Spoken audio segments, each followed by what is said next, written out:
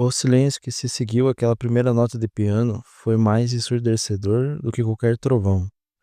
Ninguém estava perto do instrumento, mas as teclas de ébano começaram a se mover sozinhas. Gabriel estava de volta, para buscar o que era dele por direito. Quem estás a brincar com os instrumentos? Rugiu o barão. A voz trêmula de fúria que tentava esconder o pavor. A banda contratada recuou. Os violinistas baixaram seus arcos, os rostos pálidos sob a luz das velas. No entanto, sob o lençol de veludo preto, as cordas de aço vibraram novamente. Não foi apenas uma nota dessa vez. Foi um acorde menor, profundo e carregado, de uma melodia que parecia carregar todo o sofrimento dos dias de exílio de Gabriel. Maria Cecília soltou-se do braço do Visconde. Ela não sentia medo. Ela sentia um calor que começava na ponta dos seus dedos e se espalhava por todo o corpo. Era o reconhecimento. Era a promessa a ser cumprida. De repente, sem nenhuma mão humana lhe tocasse, o piano começou a tocar.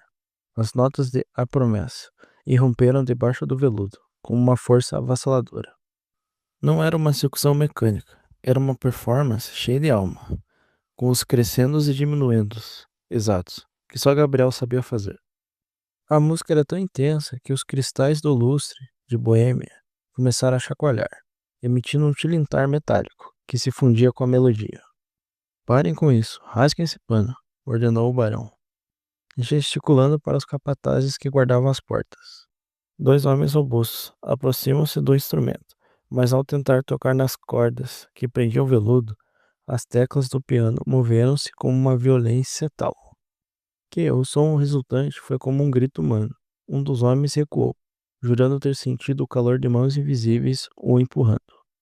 O pânico instalou-se. Convidados de alta linhagem, cobertos de joia e títulos, atropelavam-se em direção à saída, fugindo de algo que a lógica do café e do ouro não podia explicar. Maria Cecília, porém, caminhou em direção ao piano. Ela via, através das lágrimas e da luz vacilante das velas, que começavam a apagar-se sozinhas, uma silhueta pálida sentada ao lado do banco de ébano. Não era uma imagem nítida, mas a sensação de presença era inigualável. Gabriel estava ali. Ela estendeu a mão e tocou a madeira coberta pelo pano. No exato momento em que seus dedos encontraram-se com a superfície brilhante, a melodia atingiu seu clímax. O lençol preto, preso por nós que ninguém conseguira desatar, soltou-se num movimento fluido, como se fosse uma pele velha sendo descartada. O veludo caiu ao chão, revelando o ébano brilhante e as teclas de marfim, a moverem-se freneticamente sob a luz da lua, que agora atravessava as janelas. Maria Cecília sorriu. Pela primeira vez em semanas, a boneca de porcelana estava viva.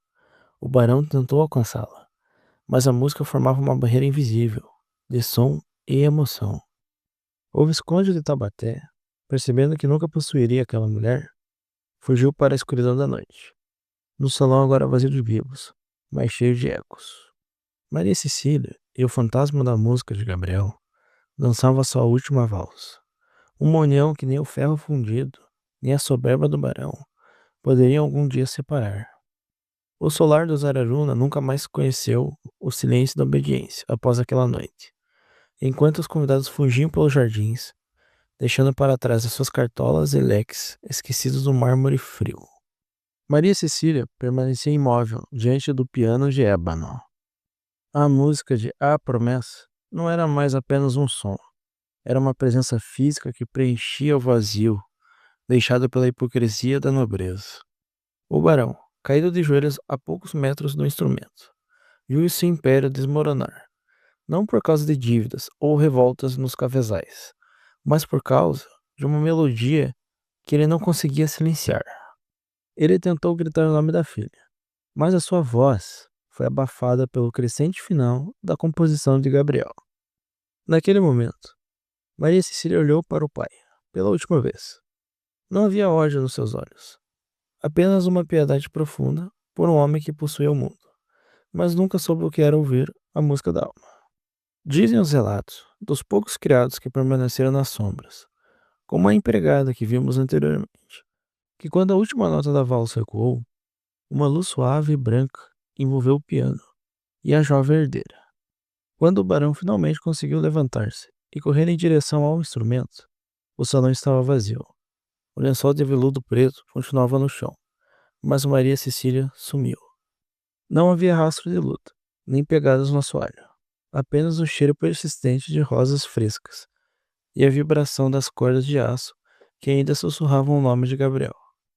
O barão de Araruna viveu o resto dos seus dias trancado naquele solar, definhando na mesma gaiola de ouro que construíra para sua filha. Diziam que ele ficou louco, pois passava as noites sentado no banco do piano, implorando para que o instrumento tocasse novamente, apenas para ouvir a voz da filha uma última vez. Mas o piano nunca mais emitiu um som sob a mão dele. A madeira de ébano tornou-se opaca, e as teclas de marfim amarelaram, como se o próprio instrumento tivesse morrido de saudade. Quanto a Maria Cecília e Gabriel, a história tornou-se uma lenda. Nas vilas vizinhas e nas senzalas, contava-se que eles foram vistos numa carruagem de bruma, subindo as colinas do Vale do Paraíba, em direção às estrelas, que tanto eles admiravam. Outros dizem que eles fugiram para a cidade do sul, onde viveram sob nomes falsos, ensinando música a crianças pobres, longe dos olhos do barão.